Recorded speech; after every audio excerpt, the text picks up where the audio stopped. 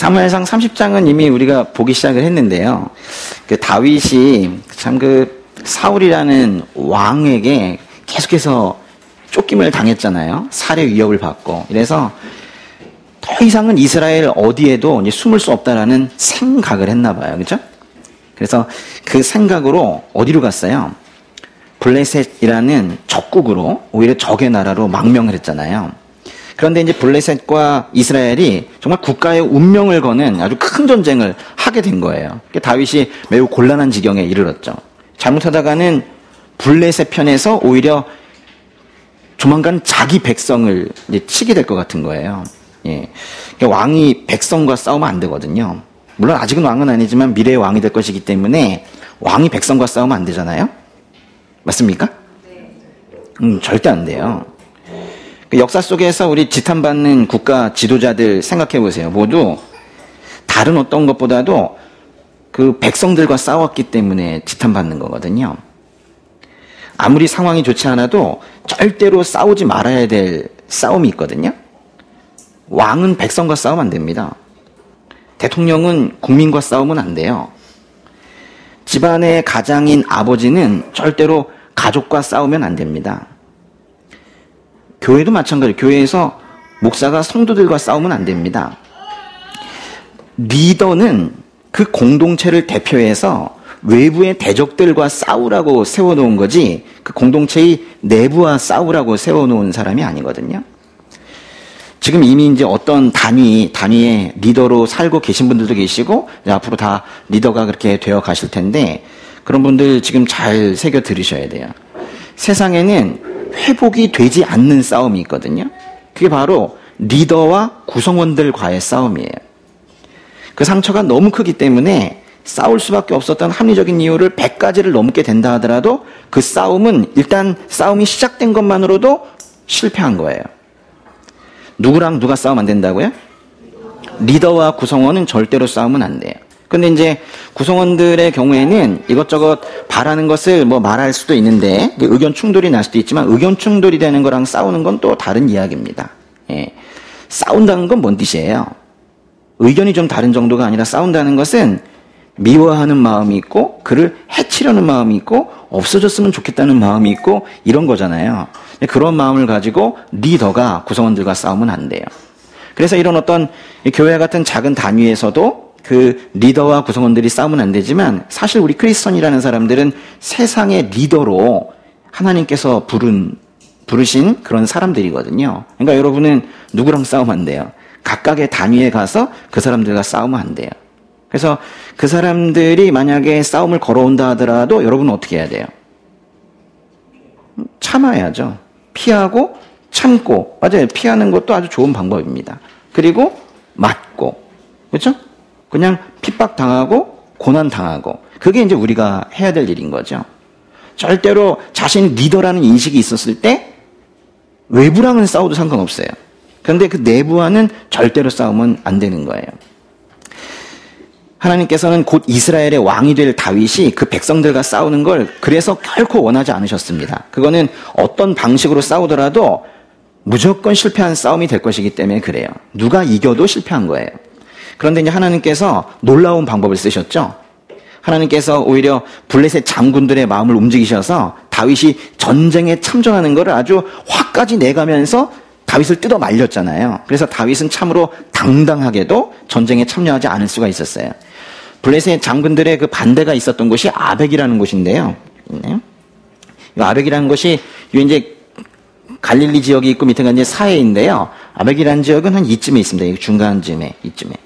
여기까지 갔다가 여기에서 반대에 부딪혀가지고 다시 돌아오게 됩니다. 블레셋 군대는 더 위쪽으로 이제 올라가서 여기 수넴이라는 곳에 가서 싸우게 되는데요. 나중에 길보아에서 이제 사울을 죽이게 되고요. 더 가지만은 다윗은 여기 아벡이라는 곳까지만 갔다가 다시 돌아옵니다. 그 다윗이 진영이 있었던 곳이 바로 밑에 있는 시글락이라는 곳이죠. 돌아오죠. 다윗은 그 아벡이라는 곳에서 유턴을 해서 다시 남쪽 시글락으로 돌아오는데 길이 좀 멀어가지고 3일을 걸었다고 성경에 나오잖아요. 3일 길을 걸어와 보니까 이 시글락에 자기의 진영이 동네가 다 불타고 있는 거예요. 집에 화재가 나보셨나요? 저는 경험이 있는데 집 하나만 타더라도 그 상실감이 얼마나 커요. 근데 동네가 다 불타고 있었으니까 다윗과 그 부하들의 마음이 완전히 무너질만 해요. 그러니까 아말렉이라는 이 밑에 있는 족속들이 여기 시글락을 침공을 했나 봐요. 그래서 이 시글락을 불태우고 여기에 남겨져 있던 사람들을 모두 포로로 잡아간 거예요. 화가 난 다윗의 부하들이 이게 다 다윗 책임이라고 하면서, 리더 책임이라고 하면서 다윗을 돌로 쳐서 죽이려고 했지만은 다윗은 마음은 괴로웠으나 하나님께 의지했다고 그랬어요. 그러면서 하나님의 음성에 귀를 기울이기 시작을 했습니다. 그래서 다윗이 하나님께 또 여쭤봤죠. 뭐라고 여쭤봤나요? 그 사무엘상 30장의 8절 한번 보세요. 30장의 8절 보시면 뭐라고 물어봤어요? 한번 그 부분만 읽어볼까요? 제가 저 약탈자들을 쫓아가야 합니까? 제가 그들을 따라잡겠습니까?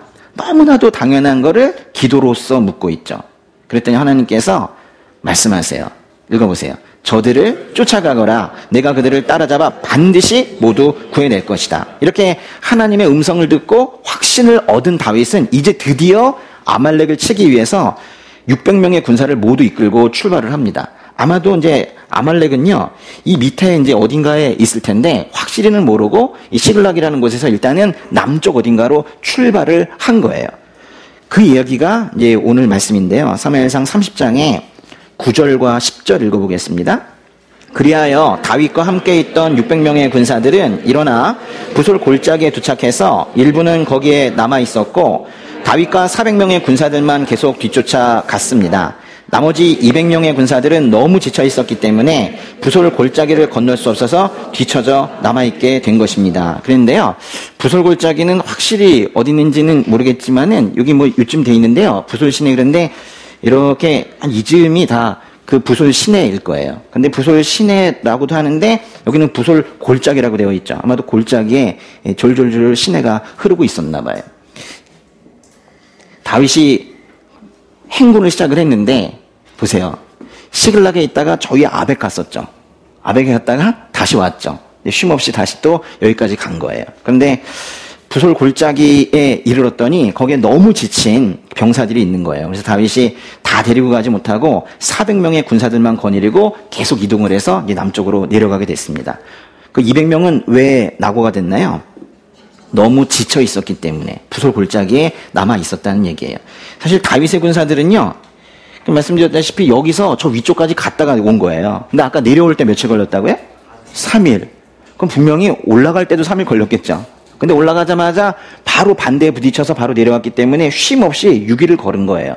3일 갔다가 해서 6일 걸었는데 여기 오자마자 시글락이 불탄 걸 보고 다시 이 부솔 골짜기까지 또 내려가게 된 거거든요. 여기 시글락부터 여기 부솔 시내 부솔 골짜기까지 한 25km 정도 되는데 차를 타고 가면야 뭐 금방 가겠지만은 걸어서 가는 거는 또 쉽지 않았을 거예요. 그래서 완전히 뭐 지칠만도 한 거예요. 이 강행군으로 인해서 600명 중에 몇 명이 낙오해서 부솔 골짜기에 머물게 됐습니까? 200명이. 그러니까 3분의 1이 낙오를 한 건데요. 한 600명 중에 3분의 1이 떨어져 나갔다고요. 근데 이것 때문에 다윗이 어떤 뭐 걱정을 했다거나 또는 곤란함을 느꼈다라는 표현이 이 성경에 전혀 없어요. 다윗은 군사의 수 때문에 600명이면 이기고 400명이면 못 이기고 하는 뭐 그런 생각 안 했던 것 같아요. 왜냐하면 하나님께서 아말렉을 따라잡아서 포로로 잡혀간 사람들을 모두 구해낼 것이라고 말씀해 주셨잖아요. 하나님께서 말씀하신 것이면 하나님께서 하실 것이다 라는 믿음이 다윗에게 있었던 거예요. 그러니까 기도를 하는 게 그래서 영리한 거예요. 어차피 이기게 해주실 건데가 아닌 거예요. 하나님께서 직접 말씀하신 것은 신실하셔서 반드시 지키시거든요. 그런데 이제 다윗은 부솔 골짜기를 지나서 일단 더 남쪽으로 이동해 가고 있었지만은 아말렉이라는 사람들이 어디에 있었는지 알기는 쉽지 않았어요. 사실 아말렉은요, 여기저기 약탈하면서 다니는 그런 이동하는 민족이었기 때문에 이쪽에 있는 이집트 경계부터 이 동쪽까지 여기 어딘가에 있는 사람들이지 아말렉이 정확히 어디 있는지는 사실 알 수가 없거든요. 근데 아말렉의 군대가 현재 어디 있는지 정확하게 알 수가 없지만 그래도 그렇게 이동을 하다가 들판에서 한 사람을 만나게 됩니다. 11절과 12절 읽어보세요. 그들은 들판에서 한 이집트 사람을 발견해 다윗에게 데려왔습니다. 그들은 그 사람에게 먹을 것과 마실 것을 주었습니다. 그 사람은 무화과 빵 한 조각과 건포도 2송이를 먹고 정신이 들었습니다. 그는 3일 밤낮으로 먹지도 마시지도 못했던 것입니다. 다윗의 부하들이 이집트 사람 한 명을 데려왔어요. 뭐 어딘가 이쯤에서 만났겠죠, 그렇죠? 들판에서 만났다고 하니까요. 근데 이 사람은 3일 밤낮으로 먹지도 마시지도 못했다고 하는 걸 보니까 그렇게 써져 있지는 않지만 아마도 쓰러져 있었을 것 같아요. 쓰러져서 거의 죽어가는 한 사람을 다윗의 부하들이 다윗에게 데려왔습니다. 그냥 지나치면 죽을 것만 같은 이 위태로운 사람에게 다윗의 군대가 먹을 것과 마실 것을 주었대요. 특별히 뭘 줬대요? 무화과 빵 한 조각과 건포도 2송이를 주었습니다. 건포도는 전 건포도 좋아하는데요. 당분이 많고 그래서 당시에 이 배고프고 지친 사람에게는 아주 좋은 음식이었다고 합니다. 빵과 건포도를 먹은 그 이집트 사람이 정신이 들자 다윗이 그에게 말했습니다. 13절부터 15절까지 보세요. 다윗이 그에게 말했습니다. 너는 누구 소속이냐? 어디에서 왔느냐? 그가 말했습니다. 저는 이집트 사람입니다. 아말렉 사람의 종이었지요. 3일 전 제가 병이 나자 주인이 저를 버렸습니다. 우리는 그렛 사람들의 남부지역과 유다에 속한 영토와 갈렙의 남부지역을 습격하고 시글락을 불태웠습니다. 다윗이 그에게 물었습니다. 우리를 그 군대가 있는 곳으로 인도할 수 있겠느냐? 그가 대답했습니다. 당신이 나를 죽이거나 내 주인에게 넘기지 않겠다고 하나님 앞에서 내게 맹세해 주십시오. 그러면 그들에게 인도해 드리겠습니다. 다윗이 어디 소속이냐고 묻자 출신은 이집트 사람인데 아말렉 사람의 종이었다라는 거예요. 한마디로 말하면 이집트 출신의 종이네요. 아말렉은요, 여기부터 이 이집트 경계까지 있었다고 그랬어요. 그렇기 때문에 이집트랑도 계속해서 전쟁을 하고 그 이집트 사람들도 약탈을 해서 살곤 했었기 때문에 아마도 이집트와 전쟁을 하다가 전쟁포로로 잡혀온 사람 중에 한 명이 이 사람일 것 같아요. 근데 아말렉 주인이 이 이집트 종이 병이 들자 버렸대요. 참 매정하네요. 근데 놀라운 것은 이 이집트 종이 바로 그 시글락을 공격했던 아말렉 군대에 속해 있던 사람의 종이었다는 거예요. 다윗도 놀랐겠죠.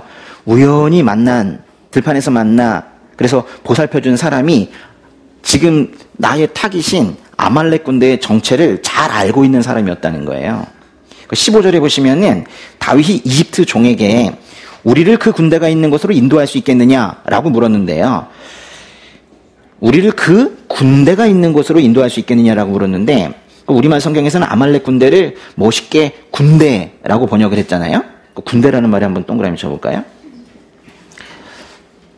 근데 이게 공동 번역이라는 게 있거든요. 그 가톨릭이랑 개신교가 같이 번역한 게 있는데 거기서는 그 군대라고 표현하지 않고 아말렉 강도떼다 그래 표현했어요. 강도떼들이다.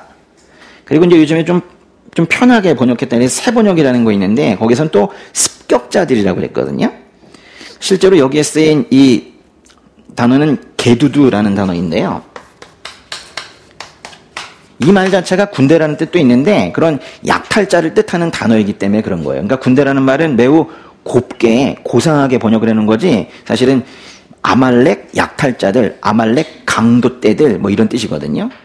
그러니까 다윗이 이렇게 이제 아말렉을 말하면서 약간 비하하듯이 이렇게 표현한 거예요. 원문으로 따지자면 아말렉의 게두두가 있는 곳으로 인도할 수 있겠느냐라고 이집트 종에게 지금 물었더니 이집트 종이 그러면 그들에게 인도해 드리겠습니다 라고 대답했는데 여기서도 원문은 뭐라고 되어 있냐면 그러면 제가 그 게두두에게 인도해 드리겠습니다 이렇게 말을 한 거예요.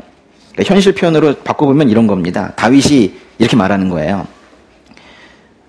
아말렉 그 나쁜 놈들에게 우리를 인도할 수 있겠느냐?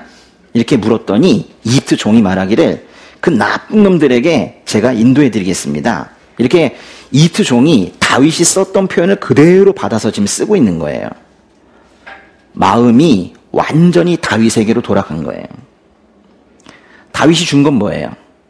겨우 무화과 빵 한 조각과 건포도 2송이뿐이었는데 그걸로 사람의 마음을 얻은 거예요. 근데 참 흥미로운 것은 그 이집트 종이 그 말을 하면서 하나님을 언급하고 있다는 거예요. 그 15절에 보세요. 당신이 나를 죽이거나 내 주인에게 넘기지 않겠다고 하나님 앞에서 내게 맹세해 주십시오. 이렇게 말하잖아요. 아니 이집트 종이 무슨 하나님을 알아요? 성경 원문에서도 그래 보니까 그래서 그냥 보통 신이라고 표현한 걸 이렇게 번역을 해냈나 싶어가지고 원문을 보니까 창세기 1장 1절에 하나님을 엘로힘이라고 하는데요. 여기도 엘로힘이라는 하나님을 썼더라고요. 그러니까 바로 우리가 믿는 그 하나님을 지금 이집트 종이 언급을 하고 있는 거예요. 이집트 종은 아마도 다윗이 하나님을 믿고 따르고 있다고 생각했기 때문에 하나님을 언급했겠죠. 이집트 종은 다윗이 하나님의 사람이라는 걸 눈치챈 거예요. 어떻게 알았을까요? 성경은 그거에 대해서 이제 자세하게 설명하고 있지 않지만은 아무래도 이집트 종이 자신이 이제 보살핌을 받는 동안에 다윗과 그 군대의 어떤 신앙을 확인할 수 있었던 것 같아요. 도와주면 다 하나님의 사람은 아니죠. 아니, 어려움에 처한 사람을 도와준다고 해서 다 하나님의 사람은 아니잖아요. 하나님 믿지 않는 사람들도 선행 구제들 많이 합니다. 근데 어떻게 이 이집트 종은 다윗의 신앙을 확인할 수 있었을까요? 기도하는 거 받지 않았을까요? 기도하는 거? 또는 무화과 빵을 주고 또 건포도를 줄 때 그 이집트 종의 몸에 손을 대고 기도해 줬지 않았을까요? 응? 하나님 이 사람을 불쌍히 여겨 주시고 회복시켜 주세요. 저희가 줄 수 있는 것은 빵과 건포도밖에 없습니다. 하나님께서 일으켜 주시길 간절히 구합니다. 회복시켜 주시옵소서. 이렇게 기도했겠죠. 누군가 아픈 사람이 있고 회복의 대상이 있을 때 빵과 건포도만 던져주고 마실 거예요? 분명히 기도했겠죠. 그러니까 다윗에게 보살핌을 받고 이 살아난 이집트 종으로부터, 그래서 이제 다윗은 아말렉의 군대가 지금 어디에 있는지 확실하게 알 수가 있었어요. 하나님께서 아말렉을 쫓아가라 하셨기 때문에 다윗이 추격을 시작을 했습니다. 근데 정확히 어디로 가야 하는지는 사실 모르고 출발을 한 거거든요. 그래서 그래도 이제 중요한 건 일단 출발을 한 거예요. 근데 하나님께서는 다윗이 가는 길에 이정표가 되는 한 사람을 세워 놓으신 거예요.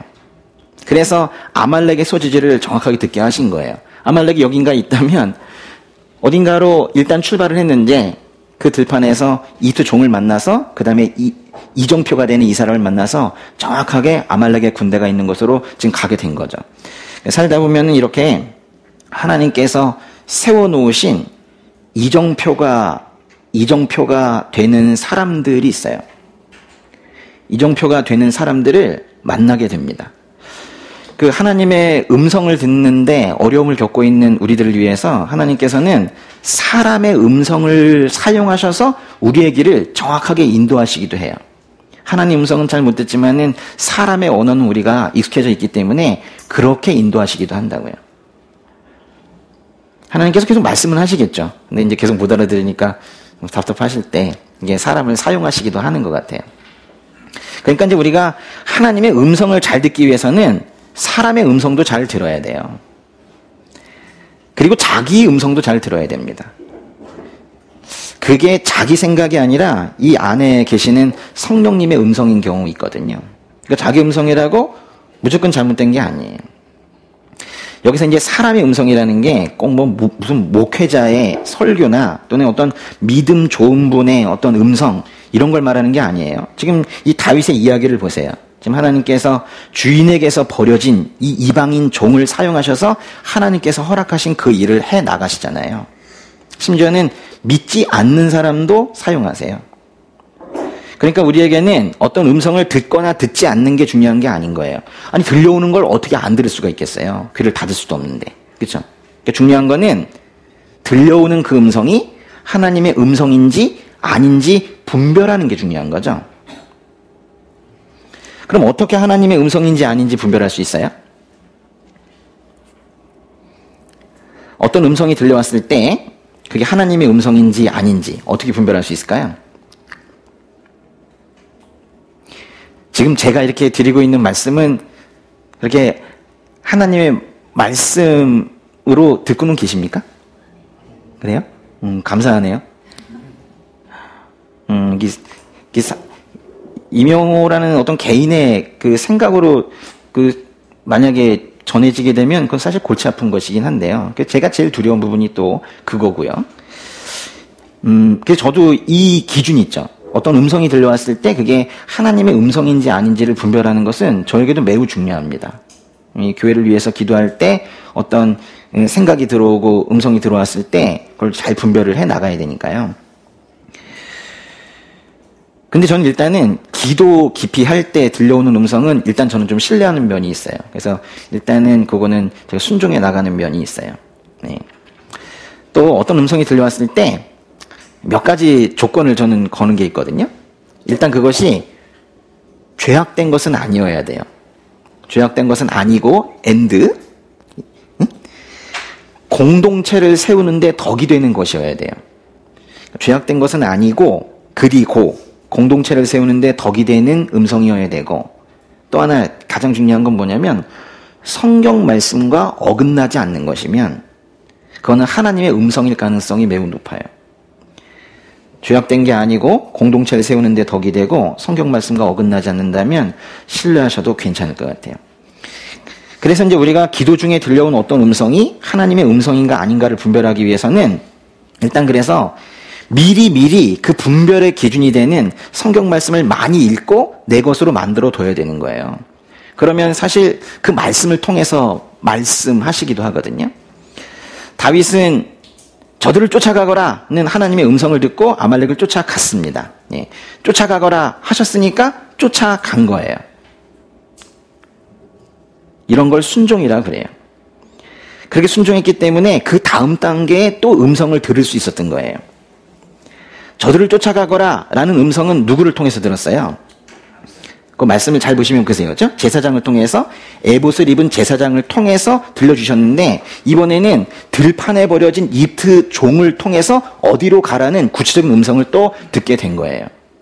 하나님께서 저들을 쫓아가거라 말씀을 하셨을 때 다윗은 어떻게 했어요? 쫓아갔습니다. 뭐 이러지 않았잖아요.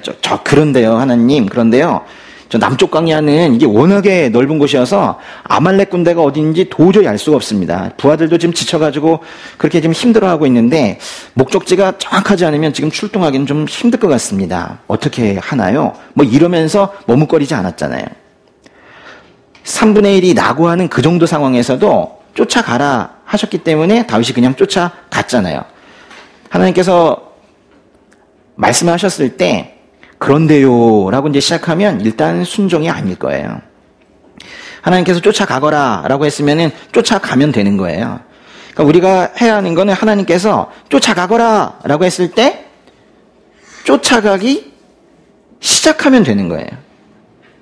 쫓아가서 여기까지 가지 않는다 하더라도 그거는 그 이후의 과정을 하나님께서 도우셔서 하실 거예요. 쫓아가거라 하면 우리는 어떤 생각하냐면 쫓아가서 뭔가 그들을 공격해서 포로를 다 구해내는 어떤 완성된 것까지를 생각하는 분들이 있어요. 근데 그것이 아니라 하나님께서 쫓아가거라 하면 쫓아가기 시작하면 되는 거예요. 그렇게 이제 순종을 하는 거거든요. 그 다음 단계를 우리는 알기가 어렵습니다. 시편의 119편의 105절 한번 보세요. 시편 119편 105절.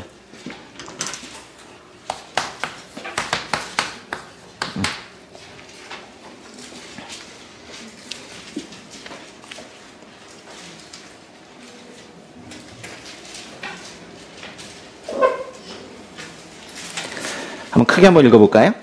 주의 말씀은 내 발의 등불이요 내 길의 빛입니다. 한 번만 더 읽겠습니다. 주의 말씀은 내 발의 등불이요 내 길의 빛입니다. 하나님의 말씀은 어둠 속에서 내 발걸음을 비추는 등불 같다는 거예요. 여기서 말하는 등불은요, 우리 예전에 어르신들 쓰셨던 그 심지 이렇게 나와 있는 그 등불 같은 거거든요. 혹 하면 꺼지는 거. 그게 얼마나 비추겠어요. 그러니까 멀리까지 비추는 게 아니라 내가 발걸음을 내디딜 때마다 그렇게 발걸음을 그 근처를 밝혀주면서 계속 그렇게 인도해 가신다라는 거예요. 아, 그럼 한 번에 저 끝까지 다 비춰주시면 안 되는가? 내가 갈 길을 그냥 한 번에 쭉 보게. 그게 더 좋을 것 같죠? 우리가 그렇게 보여주셔도 못 따라가요. 하나님께서 그 길의 끝을 보여주신다고 해도 우리의 시력이 또 그만큼 되지도 않고 그렇게 한 번에 쭉 길을 비춰줄 수 있을 만큼 우리의 인생이 그렇게 직선형이 아니에요. 우리의 인생 일이 그렇게 간단하지가 않잖아요. 구불구불 돌고 돌고 그렇게 가게 되거든요. 그러니까 길목마다 꺾어질 때마다 얘야 이쪽이란다, 얘야 이쪽이란다 이렇게 말씀해 주셔야 우리가 갈 수 있는 거예요. 한 번에 쭉 알려주시면 좋겠지만 우리가 그걸 다 볼 수가 없어요. 사실 차량에 있는 그 내비게이션 그렇잖아요. 내비게이션이 모든 경로를 한꺼번에 다 말해주고 이제 됐지? 출발? 그리고 침묵해버린다면은 우리가 어떻게 길을 찾겠어요? 우리는 몇 미터 앞에서 왼쪽으로, 몇 미터 앞에서 오른쪽으로 이렇게 일일이 알려줘야 겨우 따라갈 수 있는 존재거든요. 그래서 발등상 앞에, 발 앞에 등불을 켜놓고 이쪽이다, 이쪽이다, 아니다, 아니다, 이쪽이다 이러면서 우리를 이끌어 가시는 거거든요. 초행길을 운전을 하면서 내비게이션의 음성 듣기를 게을리하지 않는 것처럼 특히 꺾어지고 들어가고 나가고 하는 그런 구간에서는 집중에 집중을 하는 것처럼 하나님의 음성 듣기도 그렇게 늘 성실하게 꾸준히 들어야 되는 거예요. 내비게이션 잠깐 정신 딴 데 놓고 있다가 한참 돌아보신 적 있으시죠? 그런다고 해서 하나님께서 원하시는 그 목적지에 도달하지 못하는 것은 아닙니다. 그렇지만 조금 늦어질 수 있어요. 그 동안에 우리가 좀 더 이 땅에서 해야 될 일을 조금 덜 하게 될 수도 있겠죠. 하나님의 음성을 들을 때 가장 중요한 것은 순종인데요. 순종하는 자에게 또 순종하려는 마음을 가진 자에게 하나님께서 음성을 더 명확하게 더 많이 들려주시거든요. 아무리 말씀을 하셔도 듣기는 듣는데 순종하지 않는 자에게 하나님께서 계속 말씀하시기 어려우실 거예요. 말씀하시기만 하면 내가 따르리라는 마음을 가지고 있고 이미 그렇게 살고 있는 사람에게 더 많이 또 우리 수준에 맞게 더 쉽게 그렇게 음성을 들려주실 거예요. 그런데 이제 하나님께서 이집트 종을 다윗의 여정 가운데 두시고 지금 이정표로 삼으시는 이 이야기가 우리에게 또 감동을 주는 건요. 다윗이 이 순종을 해나가는데 그 순종의 여정을 따라가는 그 순서예요. 다윗은 이 이집트 종이 자신에게 도움이 될 사람인지 아닌지 파악한 후에 보살펴 준 게 아니죠. 순서가요. 네, 일단 도와줬어요. 선을 베풀라. 선하게 행동하라는 하나님의 그 일반적인 가르침에 따라서 불쌍한 이집트 종을 정성껏 보살핀 거예요. 근데 나중에 알고 보니까 이 사람이 하나님께서 세우신 인생의 이정표였던 거예요. 형제자매님들, 선을 행하세요. 우리가 선을 행할 때, 우리가 그 선행을 통해서 무엇인가를 얻기 위해서 하는 건 아니잖아요? 그렇지만 이제 그 선행을 하나님께서 만약에 기뻐하신다면은 하나님께서 그 선행을 어떻게 사용하실지 몰라요. 사람들을 잘 도와주시라고요. 선행이란 말이 오히려 어려울 수 있는데 그냥 잘 도와주시라고요, 주변에. 특히 두 종류의 사람을 잘 도와주셨으면 좋겠어요. 첫 번째는 전도자. 두 번째는 나그네. 누구라고요? 전도자와 나그네. 주의 복음 전하는 사람들과 어려운 처지에 있는 나그네들, 어디 기댈 데 없는 사람들 있죠? 이 둘을 잘 도와주세요. 저의 의견이 아니라 성경 전체적인 맥락입니다. 예수님께서 12제자를 각 지역으로 파송을 하시기 직전에 아주 긴 연설을 한번 하셨어요. 당부를. 너무 걱정이 많이 되셨나 봐요. 그래서 당부하시는 그 맨 끝에 이렇게 말씀하신 적이 있으세요. 마태복음으로 한번 가보세요. 마태복음의 10장 42절. 마태복음 10장 42절. 예.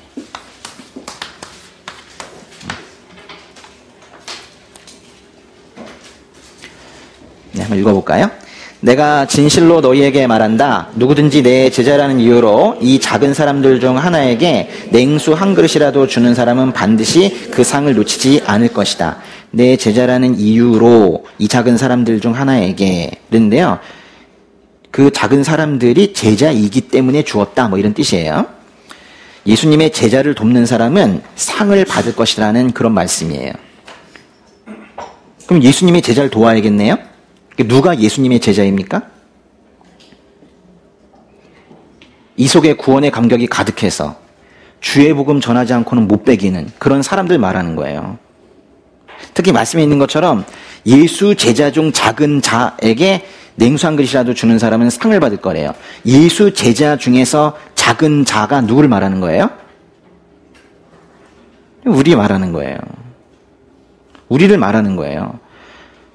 그러니까 이거는요, 지금 우리 입장에서 본다면 누굴 도우라는 표현보다도 우리에게 냉수 한 그릇이라도 갖다 주는 사람들에게 하나님께서 상 주시겠다라는 그런 말씀이거든요. 근데 곁에 있는 분들이 다 여기에 있는 그 예수 제자 중 작은 자인 거예요.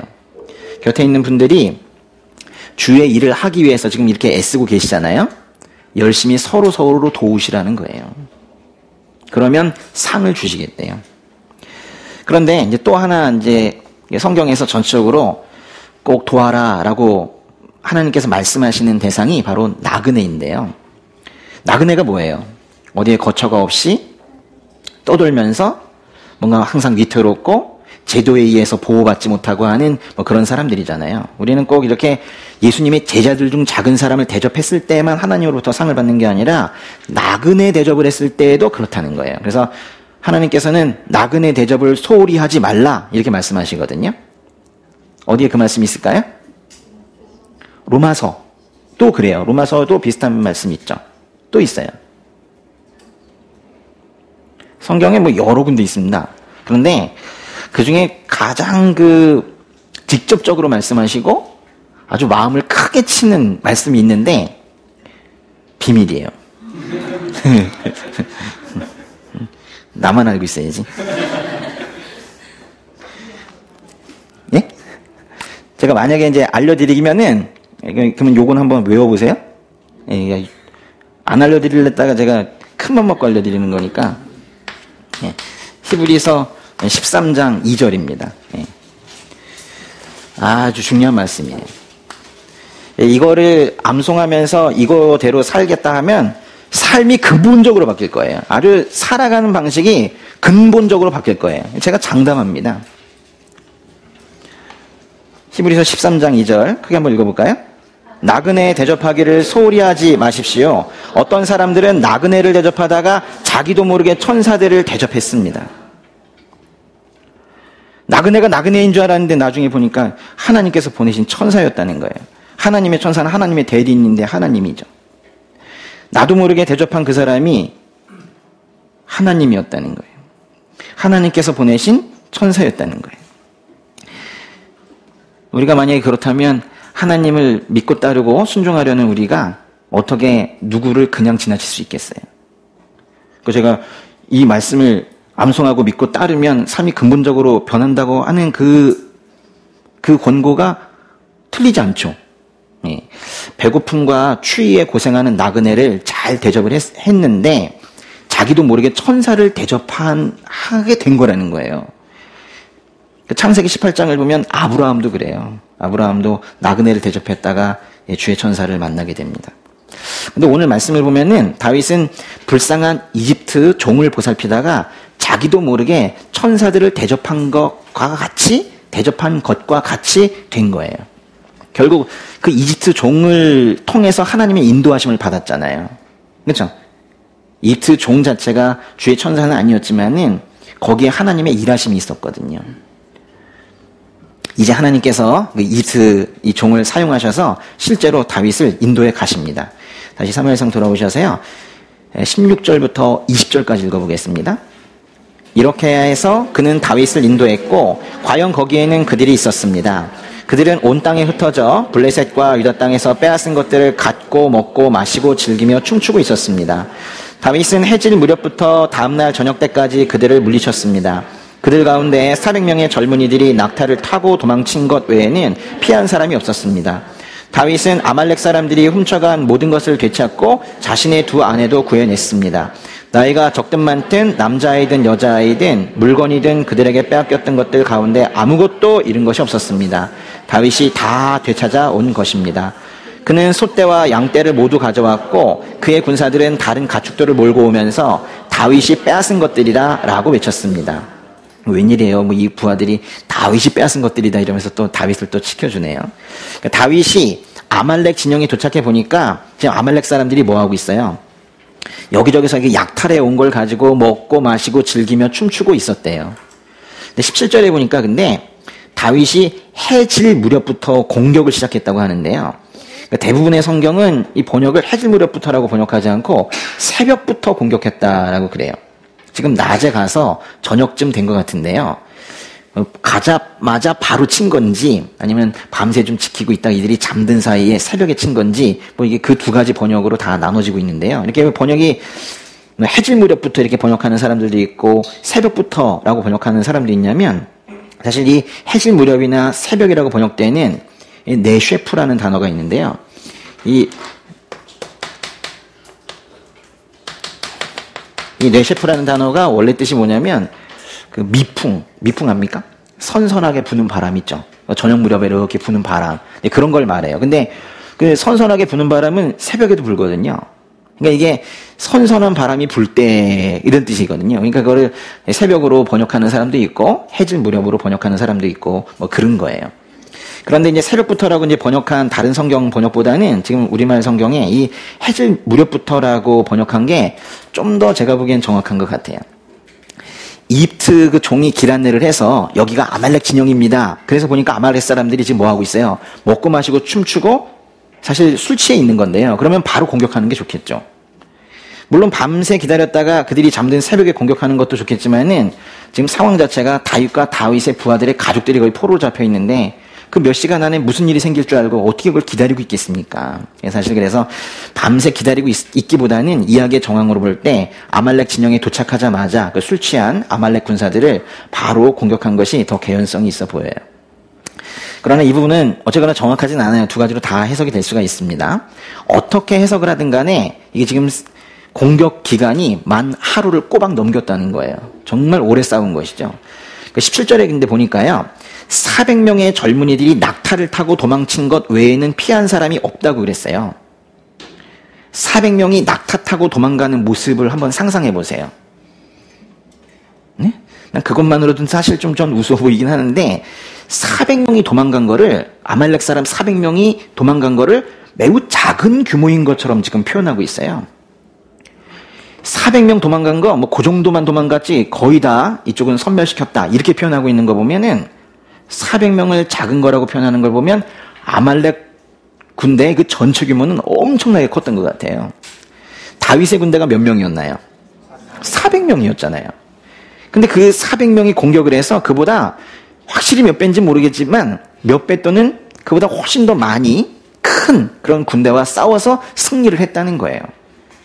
하나님께서 도와주지 않으시면 절대로 할 수 없는 그런 지금 싸움을 한 것 같아요. 그런데요. 400명밖에 안 되는 그 다윗의 군대가 그 엄청나게 큰 아말렉 군대를 공격한 거는 타이밍이 정확했어요. 그래요. 타이밍이. 그들이 먹고 마시고 건하게 취해가지고 널브러져 있던 딱 그때 쳐서 된 거거든요. 그러니까 만약에 너무 빨리 도착을 해가지고 술판이 벌어지기 전에 공격을 했다 하더라도 실패할 가능성이 높았고 또 너무 늦게 도착했어도 아말렉을 이기는 거는 쉽지 않았을 거예요. 포로로 잡혀간 가족을 찾기 위해서 아말렉을 추격하러 가는 그 과정에서 다윗의 군대가 맞닥뜨리게 된 것은 들에 버려진 한 명의 이집트 종이었었어요. 도와주고 싶긴 한데 지금 내 가족이 다 포로로 잡혀가서 언제 죽을지 모르는 이런 상황에서 좀 안타깝긴 하지만은 지금 우리 일이 급하니까 모르는 척 하자. 어쩔 수 없지 않나. 이러면서 만약에 갔다면은 아말렉 군대를 바로 찾기도 어려웠을 것이고 아말렉이 딱 건하게 취해 있는 딱 그때 도착하는 건 더더욱 어려운 일이었을 거예요. 그러니까 이집트 종을 구해주느라 추격이 지체된 게 아니에요. 추격이 지체되었지만 아말렉을 이겼다 이게 아니에요. 오히려 정확한 때에 아말렉 진영에 도착할 수 있도록 하나님께서 시간을 조정하신 거예요. 다윗이 아벡에서 돌아와서 시글락에 도착을 하고 또 기도를 하고 추격을 시작을 해서 부솔 골짜기를 지나서 이집트 종을 만나고 또 그 인도함을 받아서 아말렉 진영에 이를 때까지 한치의 오차도 없이 하나님께서 그 시간을 맞춰 가고 계셨던 거예요. 다윗이 하나님께 물었잖아요. 제가 저 약탈자들을 쫓아가야 합니까? 제가 그들을 따라잡겠습니까? 사람 생각에 너무도 당연한 것을 하나님께 기도하면서 묻는 다윗에게 하나님께서 기뻐하시면서 대답하신 거예요. 저들을 쫓아가거라. 네가 그들을 따라잡아 반드시 구해낼 거다. 반드시 구해낼 거다. 네가 구해낼 거다. 이렇게 말씀은 하셨지만 하나님이 속마음은 이러셨을 것 같아요. 네가 구해낼 수 있도록 내가 구할게, 다윗아. 네가 구할 수 있도록 내가 구할게. 이렇게 생각하셨을 것 같아요.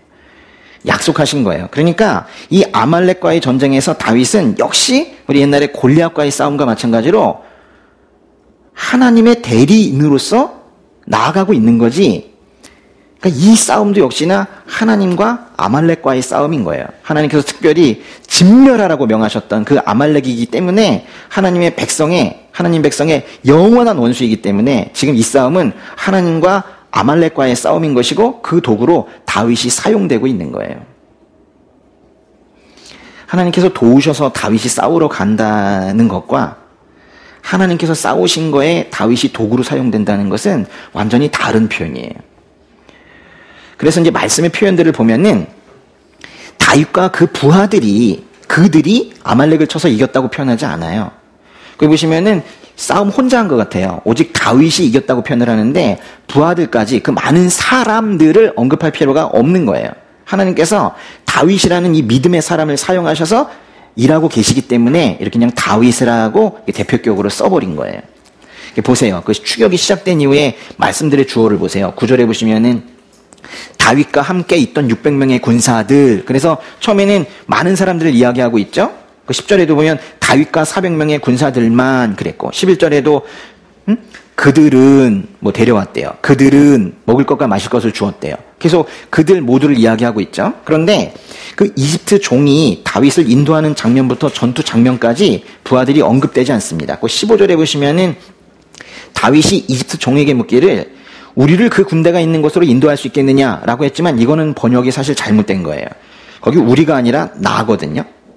원문에는 단수로 표현이 돼 있어요. 나를 인도할 수 있겠느냐. 마치 혼자 전쟁 나가는 것 같아요. 그래서 16절에 다윗이 인도가 된 거고 17절에 다윗이 물리쳤어요. 진짜 혼자 한 것 같이 됐죠. 18절에 다윗이 구해냈대요. 다윗이 한 게 아니라 다윗을 사용하셔서 하나님께서 하신 거예요. 그래서 다윗과 그 부하들, 그 많은 사람들, 400명 뭐 이런 표현을 쓸 필요가 없는 거예요. 사울은요 예전에 아말렉을 진멸하라는 그 하나님의 명령을 어겨서 하나님으로부터 버림을 받았었는데 다윗은 아말렉을 멸절시키기 위해서 지금 최선을 다하고 있는 겁니다. 다윗은 하나님께서 아말렉을 어떻게 여기시는지 잘 알고 있었을 거예요. 하나님께서는 아말렉을 어떻게 여기고 계세요? 내 백성을, 내 아들, 딸들을 괴롭히는 나쁜 민족 이렇게 판단하고 계시죠. 그래서 진멸하라고 그렇게 명령을 하셨고 다윗이 진멸을 했죠. 근데 진멸했다고 해도 뭐 괜찮은데, 근데 좀 찜찜한 게 있어요. 그렇죠? 거의 진멸했죠. 근데 몇 명 살아남았다고요? 400명이 낙타 타고 도망갔다 그랬잖아요. 여기 좀 찜찜해요. 이때 딱 다윗이 이스라엘의 원수, 하나님께서 그렇게 미워하시는 아말렉을 완전히 딱 없앴으면 참 좋았을 텐데 400명이 도망갔다라는 걸 성경에서 명확하게 기록하고 있는 이유가 있어요. 이 사람들요 다른 곳에 가서 정착하고 금방 애 낳고 금방 대가족 됩니다. 사람 금방 늘어납니다. 그래서 이제 다윗에게 그럼 뭐 그 진멸 안 한 거네. 그 진멸하지 않았잖아. 이러면서 다윗을 지금 핀잔 줄 수는 없어요. 다윗은 진멸하기 위해서 열심히 싸웠기 때문에 다윗을 핀잔 줄 수는 없지만은 뭔가 여기서 아말렉이 완전히 끊어지지는 않은 것 같아요. 아말렉이 천지에서 사라진 것은 아니기 때문에 이들에 대한 심판은 앞으로 조금 더 이루어져야 될 것 같아요. 이렇게 악의 세력이 즐기다는 거예요. 악의 세력이 즐기다는 거예요. 하나님의 아들, 딸들을 공격하는 그 사탄, 마귀를 무시할 수 없는 이유가 여기에 있는 거예요. 이 정도면 됐겠지 할 때 공격하잖아요. 싸움이 끝났겠지 하는 시간과 장소에서 사탄들이 공격을 합니다. 이 공격을 합니다. 예수님께서 말씀하신 대로 그래서 늘 깨어서 기도해야 돼요. 그러니까 사무엘상 이 30장 좀 보고 계시는데 이거 이후로 아말렉이라는 말이 거의 등장을 하지 않다가 그 도망친 아말렉 사람들이 결국 심판을 받는 장면이 성경에 결국 나오고 마는데요. 그 역대상이라는 책으로 가보세요. 그 다음 책이죠. 역대상의 4장 가보세요. 역대상의 4장의 42절과 43절 보세요. 역대상 4장의 42절, 43절.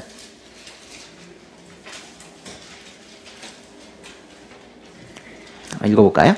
그리고 시므온 사람 500명은 이시의 아들 블라디아, 느아랴, 르바야, 우시엘을 우두머리로 삼고 세일산으로 갔습니다.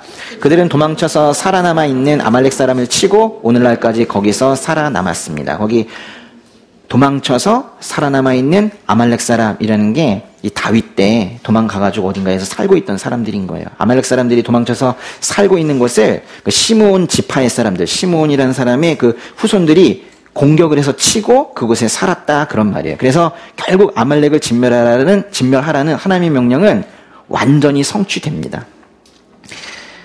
그럼 언제부터 이렇게 아말렉을 진멸하라고 이렇게 말씀하셨어요? 사실 모세 때부터 그렇게 말씀하셨거든요. 우리 예전에도 한번 본 적이 있었는데 신명기 말씀 한번 잠깐 보세요. 신명기의 25장의 19절. 신명기 25장 19절. 하나님께서 모세를 통해서 명령하신 건데요.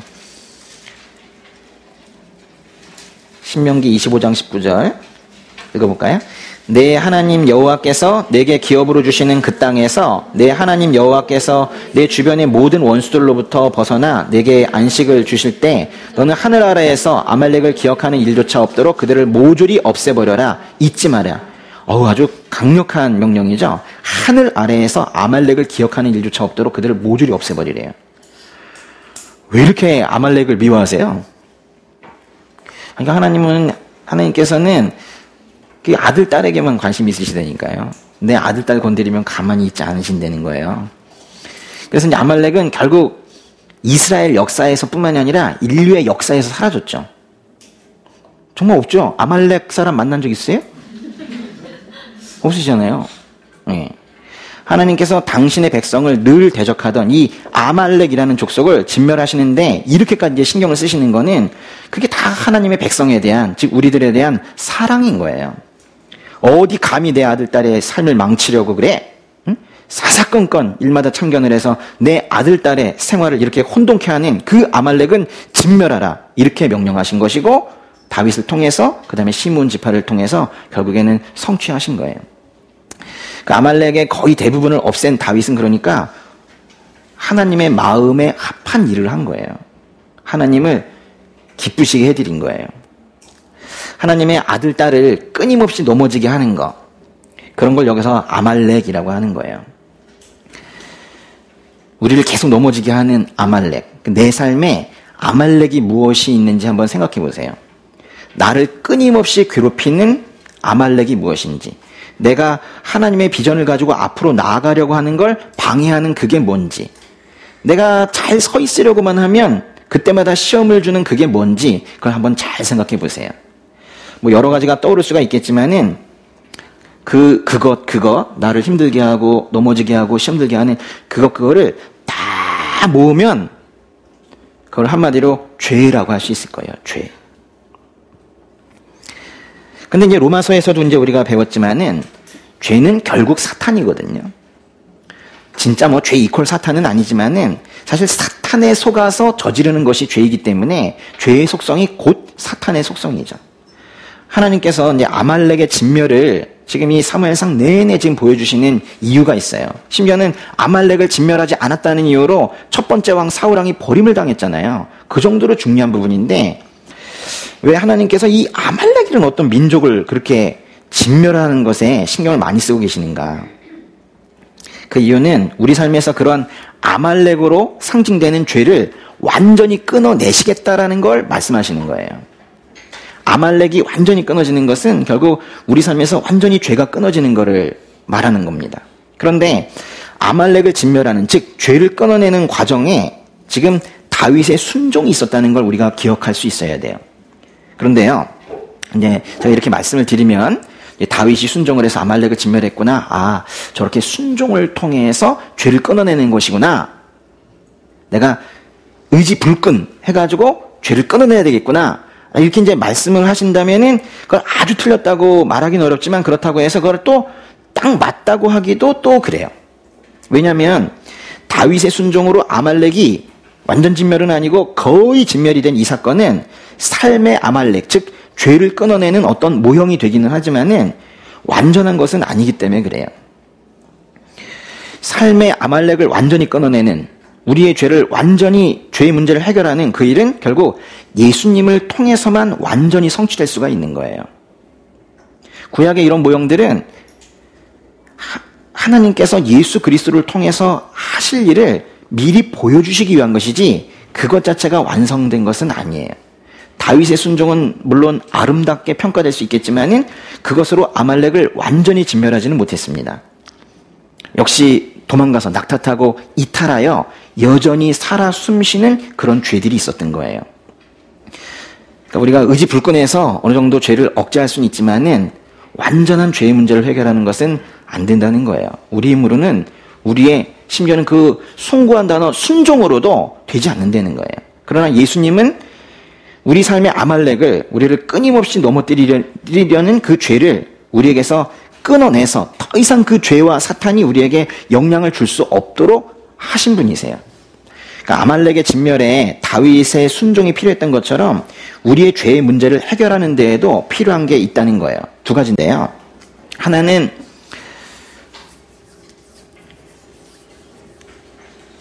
십자가에서 죽기까지 하신 바로 예수님의 순종이에요. 다윗의 순종보다는 우리는 십자가에서 죽으신 예수님의 순종이 우리에게 필요해요. 그런데 하나가 더 필요해요. 바로 그거를 받아들이는 우리의 믿음입니다. 다윗의 순종만 가지고는 아말렉을 완전히 진멸하는 것이 어려웠지만은 예수님의 순종과 그에 반응하는 우리의 믿음이 있다면 이거는 완전한 것일 수 있어요. 하나님께서 예수님을 통해서 우리에게 주신 구원을 우리가 믿으며 갈 때 우리의 죄의 문제가 드디어 해결이 될 수가 있는 거예요. 다윗은 가족이며 재산이며 잃었던 모든 것을 다 되찾았습니다. 포로로 잡혀갔던 가족들 중에서 거기 말씀 보시면 한 명도 잃지 않았다고 그랬어요. 정말 다행이네요. 그 겟세마네 동산에서 예수님께서 그 마지막에 잡히실 때 예수님을 잡으러 온 사람들에게 예수님께서 뭐라고 그러셨어요? 내 제자들은 보내주라고 그랬죠. 응? 내 제자들은 보내주라고 그러셨어요. 사실 제자들은 도망가려고 마음 먹고 있었는데 예수님께서 내 제자들은 건드리지 말라고 그러셨어요. 그러면서 거기 말씀이 뭐라고 그랬냐면 요한복음 얘기인데요. 아버지께서 내게 주신 사람들 중 한 사람도 잃지 않았습니다 라고 하신 말씀을 이루기 위한 것이라고 그랬어요. 개선장군이 되어서 지금 아말렉을 이제 치고 돌아온 이 다윗의 모습을 보면서 전 그 요한복음 말씀 떠오르더라고요. 하나님께서 예수님께 주신 사람들 중에서 한 사람도 잃어버리지 않으신다라는 선택하셨으면 반드시 끝까지 데리고 가신다라는 그 말씀이 전 이 말씀 보면서 떠올랐었어요. 제가 조금만 쉬었다가 더 하도록 하겠습니다.